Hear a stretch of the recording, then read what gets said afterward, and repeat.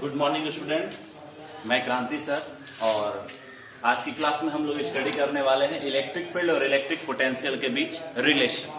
पिछले क्लास में हम लोगों ने सिस्टम ऑफ चार्ज के लिए इलेक्ट्रिक पोटेंशियल का मान कैलकुलेट किया था और मैंने आपको कुछ प्रॉब्लम दिए थे और इसमें से आप लोगों ने कुछ प्रॉब्लम सॉल्व किए थे और कुछ प्रॉब्लम आपके जो है वो सॉल्व नहीं हुए हैं। आप लोगों ने ऐसा बताया मुझे, तो उन प्रॉब्लम्स को हम लोग सॉल्व कर लेंगे। लेकिन अभी हम पहले अपने आगे के टॉपिक को पढ़ेंगे और आगे का टॉपिक है electric field and electric potential के बीच रिलेशन हमको पढ़ना है। इस टॉपिक में हम देखेंगे कि इलेक्ट्रिक फील्ड ई जो है वह किस प्रकार रिलेटेड है इलेक्ट्रिक पोटेंशियल भी से। ओके, इन दोनों के मध्य हमको क्या निकालना है? एक संबंध निकालना है। तो इसका मतलब है कि इलेक्ट्रिक पोटेंशियल फंक्शन होगा किसका? इलेक्ट्रिक फील्ड का, या इलेक्ट्रिक फील्ड जो होगा वो फंक्शन होगा किसका? Electric potential. तो यही इनके बीच जो रिलेशन है उसी रिलेशन को हमको ड्राइव करना है। अब सवाल ये है कि एक सवाल आप यहाँ पूछ सकते हैं कि सर आपको कैसे मालूम कि इलेक्ट्रिक फील्ड और इलेक्ट्रिक पोटेंशियल एक दूसरे से रिलेटेड है? हो सकता है कि ये एक दूसरे से इंडिपेंडेंट हो और इनमें कोई रिलेशन नहीं हो। तो हम आपको बता रहे हैं यहाँ पर कि आप थोड़ा सा गौर करेंगे कि फोर्स, इलेक्ट्रिक फोर्स F संबंधित है इलेक्ट्रिक पोटेंशियल एनर्जी से। क्योंकि आप जानते हैं कि F, अगर आप इलेक्ट्रिक पोटेंशियल एनर्जी निकालना है आपको, तो आपको क्या करना पड़ेगा? F डॉट dr करना पड़ेगा, तो वो आपको change in electric potential energy बताएगा। तो फोर्स और इलेक्ट्रिक पोटेंशियल एनर्जी एक दूसरे से संबंधित है। यदि हम दोनों तरफ चार्ज से डिवाइड कर देते हैं तो F बटा Q हो जाएगा इलेक्ट्रिक फील्ड और U बटा Q जो है electric potential energy per unit charge हो जाएगा इलेक्ट्रिक पोटेंशियल। इसका मतलब है कोई ना कोई तो रिलेशन है, क्योंकि फोर्स और इलेक्ट्रिक पोटेंशियल एनर्जी में रिलेशन है। तो अगर हम फोर्स यूनिट चार्ज के लिए फोर्स कैलकुलेट करते हैं, इलेक्ट्रिक फोर्स कैलकुलेट करते हैं तो वो फील्ड होता है, और यूनिट चार्ज के लिए इलेक्ट्रिक पोटेंशियल एनर्जी कैलकुलेट करते हैं तो वो पोटेंशियल होता है।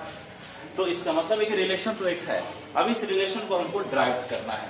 तो यहां से भी हम इस रिलेशन को ड्राइव कर सकते हैं, लेकिन मैं इसको एक तरह से जैसे जो फेमस मेथड जो हमेशा फिजिक्स के लोग यूज करते हैं उस मेथड से हम चलते हैं। तो सबसे पहले हम जानते हैं क्या भाई कि इलेक्ट्रिक पोटेंशियल का मान क्या होता है। इलेक्ट्रिक पोटेंशियल, इलेक्ट्रिक पोटेंशियल मतलब विद्युत विभव क्या होता है बाबू?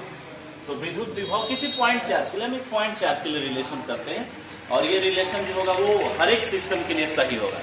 अगर हम किसी पॉइंट चार्ज के लिए इलेक्ट्रिक फील्ड और इलेक्ट्रिक पोटेंशियल के बीच रिलेशन बनाते हैं तो वो किसी भी सिस्टम के लिए सही होगा।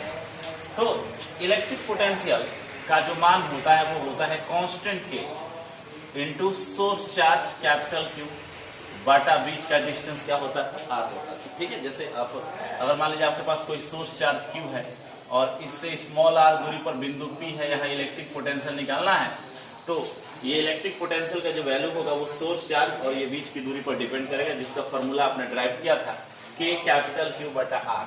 इसको आप ऐसे भी लिख सकते हैं, क्योंकि बहुत जगह पर आपको कैपिटल K की जगह पर 1 बटा 4 पाई एप्सिलॉन नॉट मिलेगा। Q बटा 4 पाई एप्सिलॉन नॉट इंटू कितना होगा? R हो जाएगा। ओके, ये आपको इलेक्ट्रिक पोटेंशियल का वैल्यू होगा। अब आपको इलेक्ट्रिक फील्ड निकालना है। थोड़ा सा गौर करते हैं, क्या आइडिया होगा आपके लिए, कैसे हम इस फॉर्मुलेशन पर पहुंचेंगे, क्या आइडिया हमारे पास है ताकि हम पोटेंशियल से इलेक्ट्रिक फील्ड पर पहुंचे।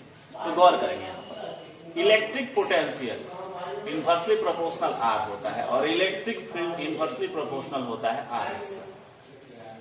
बाकी Q बटा 4 पाई एप्सिलॉन नॉट वही होता है इलेक्ट्रिक फील्ड के लिए। अगर आप यहाँ लिखेंगे तो Q बटा 4 पाई एप्सिलॉन नॉट R² और Q बटा 4 pi epsilon not R electric potential. तो अगर हम इस स्मॉल r को स्मॉल r² में कन्वर्ट कर दे तो हमारा काम हो जाएगा।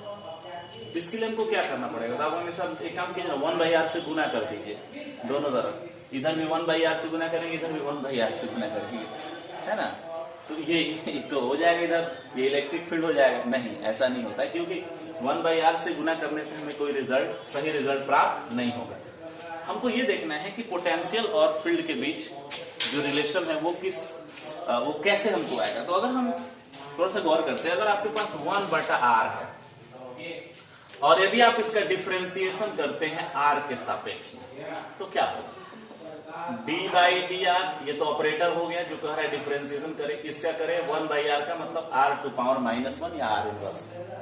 जैसे आप इसका डिफरेंशिएशन करेंगे -1 यहां पटका जाएगा और आर का वैल्यू होगा -1 और -1, क्योंकि ये घट जाता है। आपको याद होगा यदि आपके पास x का पावर n है और इसका x के साथ सापेक्ष आप डिफरेंशिएशन कर रहे हो तो ये होता था x, यहाँ n जो होगा वो यहाँ पर आ जाता था, पटका जाता था, इसको हम लोग बोलते हैं, और n -1 हो जाएगा।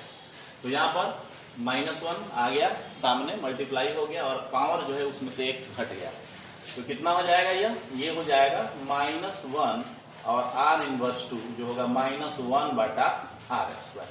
तो 1 बटा r स्क्वायर हमको मिल रहा है, लेकिन 1 बटा r से 1 बटा r स्क्वायर प्राप्त करने के लिए हमको 1 बटा r का डिफरेंशिएशन करना है।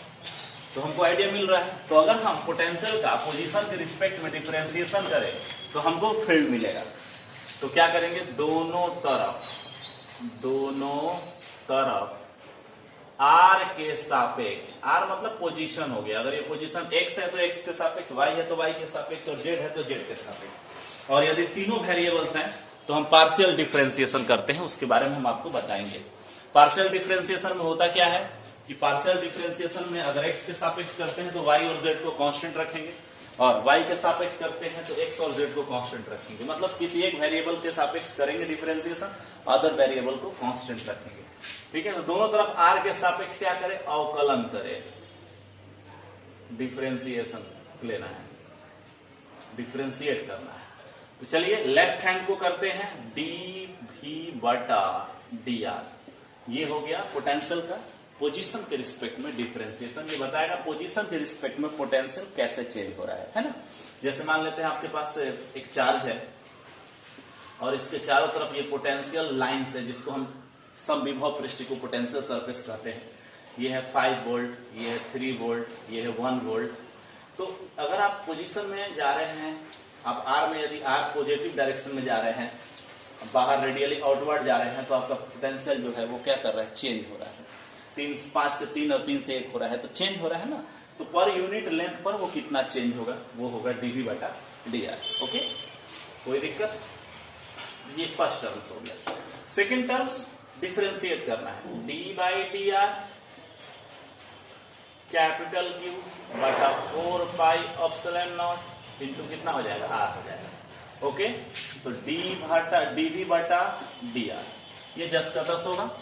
विद्यार्थी कांस्टेंट Q बाहर, 4 पाई एप्सिलॉन नॉट बाहर, डिफरेंशिएशन हमको करना है 1 बटा r का, और अभी हमने डिफरेंशिएशन किया 1 बटा r का, -1 बटा r इसका। तो मैं डायरेक्ट लिखूंगा नहीं, यहाँ डिफरेंशिएशन कर देता हूँ। नहीं तो घर जाकर आप जब पढ़िएगा घर पर तो आप कहिएगा सर कैसे हो गया, समझ ही नहीं आ रहा है वहां पर कैसे आप स्टेप ले लिए। कैपिटल Q बटा 4 पाई एप्सिलॉन नॉट, ये हो जाएगा d by D R, r का पावर -1 या r इनवर्स। अब डिफरेंशिएट करो, Q जस का तस, ये सब तो डिफरेंशिएशन से बाहर है, कोई फर्क नहीं पड़ेगा। ये हो जाएगा -1 r का पावर -1, तो dv बटा dr बराबर हो जाएगा कैपिटल Q बटा 4 पाई एप्सिलॉन नॉट, r का पावर -2 होगा जो हो जाएगा 1 बाई r स्क्वायर, और माइनस यहाँ पर लग जाएगा। तो यहाँ पर देखिए dv बटा dr बराबर -q बटा 4 pi epsilon not r square आया। अब ये क्या बताएगा आपको, थोड़ा सा इसको हम यहाँ देख लेते हैं कि हमने एक रिलेशन प्राप्त कर लिया है। RHS में पोटेंशियल है जो पोजीशन के रिस्पेक्ट में चेंज हो रहा है, और LHS में जो है वो क्या कर रहा है, सॉरी LHS में dv बाई dr है, RHS में क्या कर रहा है। तो चलिए यहाँ पर हम यही सॉल्व कर देते हैं। तो हो जाएगा विद्यार्थी, गौर करेंगे, dv बटा dr पोटेंशियल में पोजीशन के रिस्पेक्ट में चेंज बराबर हो जाएगा, माइनस को बाहर कर दीजिए और Q बटा 4 pi epsilon not r square ले लीजिए। ये पोस्ट वाली जो क्वांटिटी है Q बटा 4 pi epsilon not r square, ये पॉइंट चार्ज के लिए इलेक्ट्रिक फील्ड है। तो आ गया रिलेशन, पॉइंट चार्ज की इलेक्ट्रिक पोटेंशियल में पोजीशन के रिस्पेक्ट में जो चेंज होगा वो होगा माइनस इलेक्ट्रिक फील्ड। कोई दिक्कत, ये आपका क्या हो गया, रिलेशन हो गया।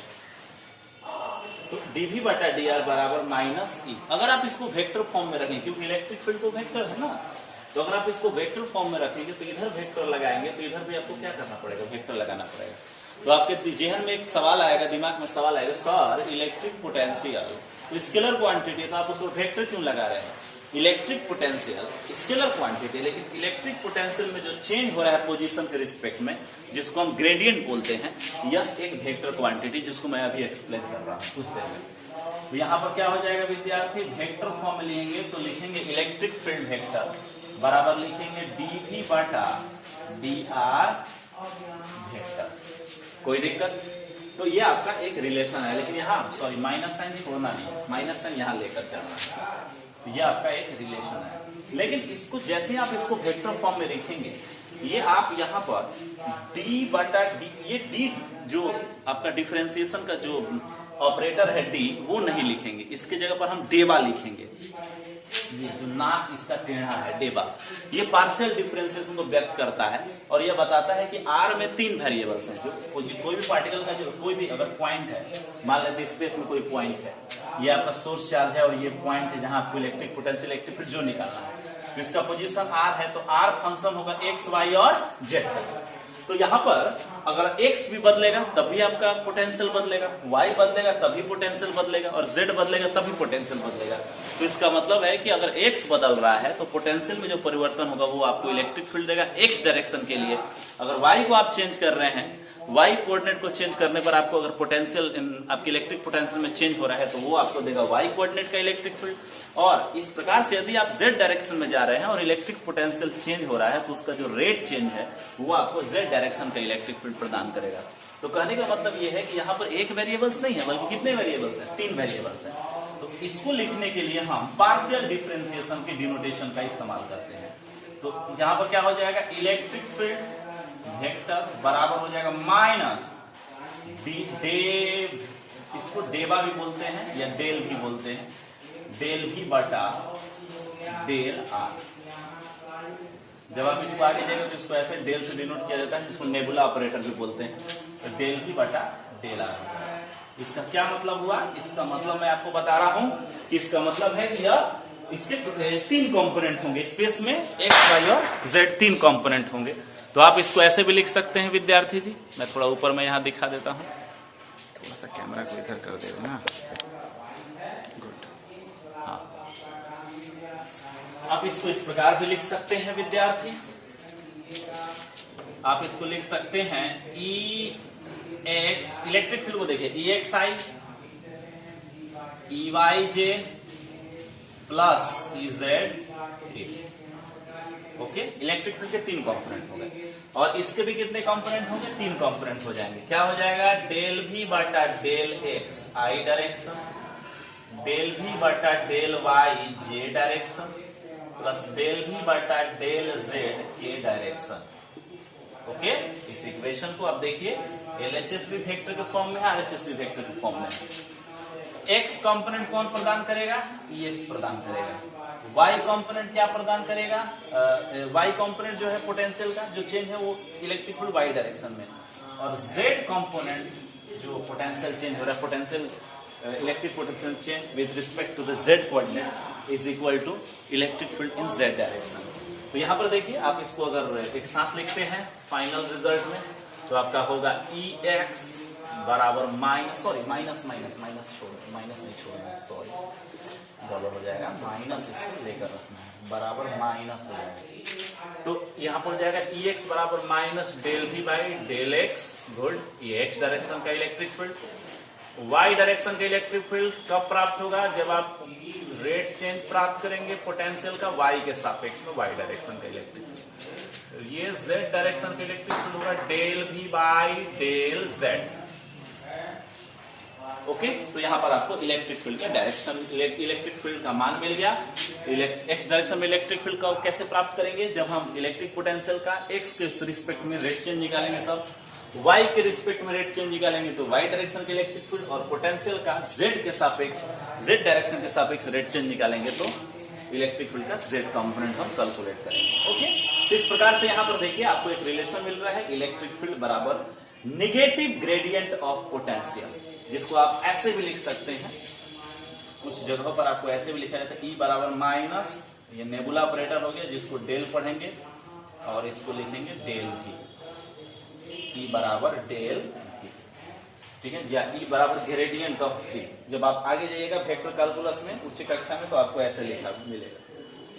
Any problem? तो इस प्रकार से हमने ये देखा कि इलेक्ट्रिक फील्ड और इलेक्ट्रिक पोटेंशियल में क्या रिलेशन है। तो इलेक्ट्रिक फील्ड और इलेक्ट्रिक पोटेंशियल में बेसिक रिलेशन ये है कि विभव की प्रवणता का ऋणात्मक मान, विभव की प्रवणता का ऋणात्मक मान इलेक्ट्रिक फील्ड का मान बताता है। तो विद्युत विभव की प्रवणता मतलब स्पेस के रिस्पेक्ट में चेंज, प्रवणता का ऋणात्मक मान, विद्युत विभव की प्रवणता का ऋणात्मक मान क्या बताएगा? विद्युत क्षेत्र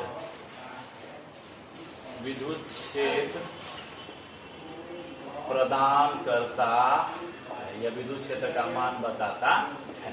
फाइनल आपका यही आपने फाइनली इसमें सीखा।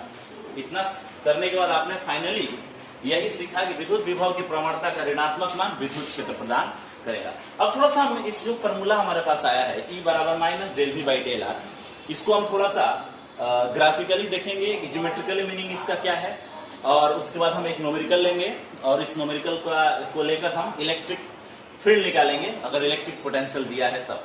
तो एग्जाम में भी एक क्वेश्चन आया था वो उसमें क्या होता था कि कई सारे वेरिएबल्स नहीं थे, वो सिंगल वेरिएबल्स एक्स का था, तो उसको भी हम देखेंगे। उसके बाद मल्टी वेरिएबल्स प्रॉब्लम्स को भी हम देखेंगे। लेकिन जनरली आपको एक से ज्यादा वेरिएबल्स के लिए आपको इलेक्ट्रिक पोटेंशियल और इलेक्ट्रिक फील्ड के बीच रिलेशन आईसी में पढ़ना नहीं है, बट हम थोड़ा सा आपको एक्सप्लेन कर देंगे कैसे किया जाएगा। ओके, तो हम आगे बढ़ रहे हैं, ठीक है, आप इसको बढ़िया से उतार लीजिएगा।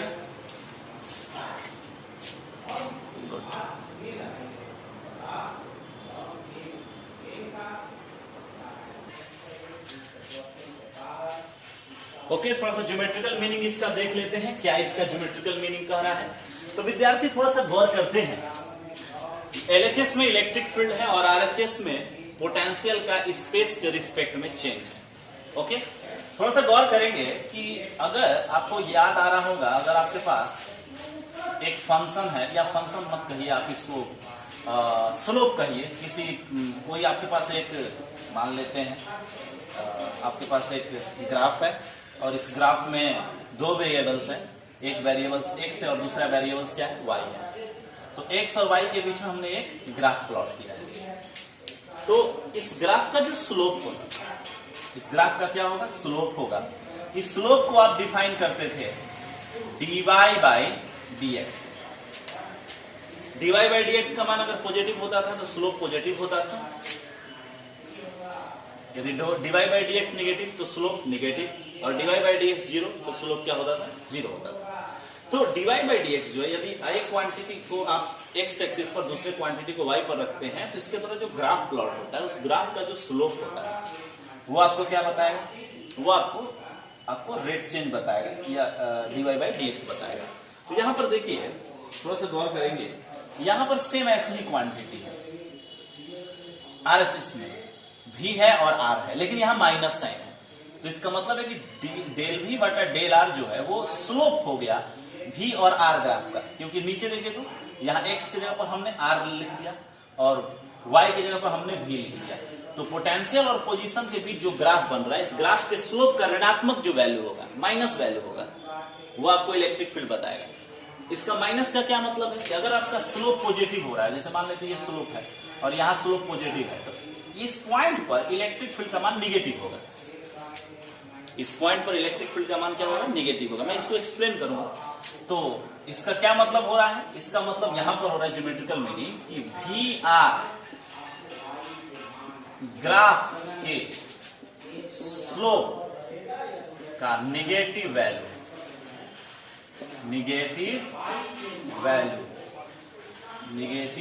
क्या बताएगा, इलेक्ट्रिक फील्ड का मान बताता है। अब इसको हमको समझना जरूरी है, क्योंकि ये तो हमको यहाँ मैथमेटिकली हमको दिख रहा है, लेकिन रियल में ये हो क्या रहा है इसको हम यहाँ पर समझेंगे। ओके, तो चलिए हम एक पॉइंट चार्ज ले लेते हैं। ओके ओके, यहाँ पर पॉइंट चार्ज हम ले रहे हैं। एक यहाँ पर क्या हो गया, पॉइंट चार्ज हो गया क्यू, और इस पॉइंट चार्ज के चारों तरफ हमने इलेक्ट्रिक पोटेंशियल की लाइंस खींची हैं। मतलब ये लाइंस ऐसी लाइन है जो इलेक्ट्रिक पोटेंशियल का मान बताएंगे। ओके, अगर ये पॉजिटिव चार्ज है तो जैसे हम इससे दूर जाएंगे इलेक्ट्रिक पोटेंशियल घटेगा, और नजदीक आएंगे तो इलेक्ट्रिक पोटेंशियल बढ़ेगा, क्योंकि इलेक्ट्रिक पोटेंशियल भी बराबर होता है Q बटा 4 pi epsilon not into R। चूंकि Q पॉजिटिव है इसलिए R में यदि दूर जाने पर पोटेंशियल घटेगा और नजदीक आने पर पोटेंशियल बढ़ेगा। तो यहां पर पोटेंशियल मान लेते हैं 2 वोल्ट है, यहां 1 वोल्ट होगा, यहां 0.5 वोल्ट होगा, है ना। तो अब यहां पर देखिए कि यदि आप स्पेस में पॉजिटिव डायरेक्शन में जा रहे हैं तो पोटेंशियल क्या हो रहा है, डिक्रीज कर रहा है ना। तो यहां पर देखिए कि जिस डायरेक्शन, यहां माइनस साइन कह रहा है कि जिस डायरेक्शन में इलेक्ट्रिक पोटेंशियल डिक्रीज करेगा, जिस डायरेक्शन में ये देखो इलेक्ट्रिक पोटेंशियल में ये परिवर्तन हो गया, और माइनस का मतलब डिक्रीज होना। जिस डायरेक्शन में इलेक्ट्रिक पोटेंशियल डिक्रीज करेगा उसी डायरेक्शन में इलेक्ट्रिक फील्ड होगा। तो इलेक्ट्रिक पोटेंशियल किधर डिक्रीज कर रहा है, 2 से 1, 1 से 0.5, इस डायरेक्शन में डिक्रीज कर रहा है। अगर हम इस डायरेक्शन में जा रहे हैं तो इलेक्ट्रिक पोटेंशियल हमारा घट रहा है, डिक्रीज कर रहा है, तो इलेक्ट्रिक फील्ड उधर ही होगा। तो इलेक्ट्रिक फील्ड बाहर की दिशा में नहीं होता है। अगर आप इसको नेगेटिव चार्ज के लिए ले लीजिए, मान लीजिए -Q चार्ज है, तो ये फील्ड लाइन, ये आप पोटेंशियल सरफेस खींच रहे हैं, तो आप जानते हैं कि यहां माइनस लगा दोगे तो R में यदि दूर जाओगे तो माइनस का मान घटेगा, मतलब ये वैल्यू घटेगी। तो ऋणात्मक, अगर कोई क्वांटिटी कम ऋणात्मक है उसका मान घट रहा है, मतलब वो जैसे -2 हो गया, -2 से -1 की ओर आओगे, -1 से 0 की ओर आओगे, तो इसका मतलब तुम इंक्रीज कर रहे हो, डिक्रीज नहीं कर रहे हो। तो अगर तुम मान लो कि स्पेस में पोजीशन में आगे जा रहे हो, मतलब सेंटर से इस पॉइंट चार्ज से दूर जा रहे हो, तो तुम्हारा इलेक्ट्रिक पोटेंशियल जो होगा वो क्या होगा, पहले -2 वोल्ट था, -1 वोल्ट हो जाएगा, 0.5 वोल्ट होगा। तो देखो तो ये माइनस में है, तो -2 से -1 क्या है, बड़ा है, और -1 से -0.5 क्या है, बड़ा है। तो इस दिशा में जाने पर इलेक्ट्रिक पोटेंशियल बढ़ रहा है, लेकिन हमको किस दिशा में जाना है, उधर जाना है जिधर इलेक्ट्रिक पोटेंशियल घटे। तो -0.5 से -1 छोटा है, -1 से -2 छोटा है, तो इस दिशा में जा रहे हैं। अगर हम चार्ज की ओर जा रहे हैं तो इलेक्ट्रिक पोटेंशियल हमारा डिक्रीज कर रहा है, और जिस दिशा में इलेक्ट्रिक पोटेंशियल डिक्रीज करता है जाने पर उधर इलेक्ट्रिक फील्ड होता है। तो इलेक्ट्रिक फील्ड नेगेटिव चार्ज के लिए किधर होगा, इनवर्ड होगा, और ये हम जानते भी हैं, पॉजिटिव चार्ज के लिए आउटवर्ड और नेगेटिव चार्ज के लिए इनवर्ड। तो क्या हमको मिला, एक और पॉइंट हमको मिलेगा जिसको हम लिख सकते हैं कि जिस दिशा में इलेक्ट्रिक पोटेंशियल का मान घटे, अधिकतम घटे, मैक्सिमम डिक्रीज करे, मैक्सिमम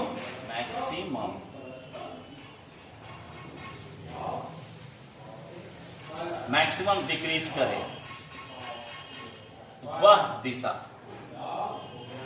वह दिशा इलेक्ट्रिक फील्ड की दिशा होगी। किसकी होगी, इलेक्ट्रिक फील्ड